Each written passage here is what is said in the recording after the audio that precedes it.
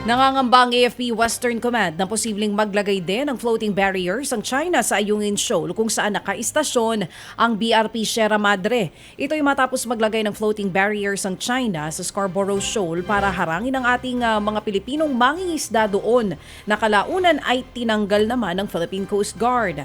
Ayon sa AFP Westcom, posibleng gawin ito ng China sa Ayungin Shoal lalo't ilang ulit nang hinaras ng China ang resupply vessels ng Pilipinas na pumupunta doon. Para maiwasan yan, plano ng Westcom na dalasan at damihan na ang tauhan ng Philippine Navy na nagpapatrolya sa West Philippine Sea. Malaking bagay rin daw kung sasabayan ng mga Pilipinong mangingisda ang dami ng Chinese militia vessels na tumatambay sa dagat na sakop ng exclusive economic zone ng Pilipinas.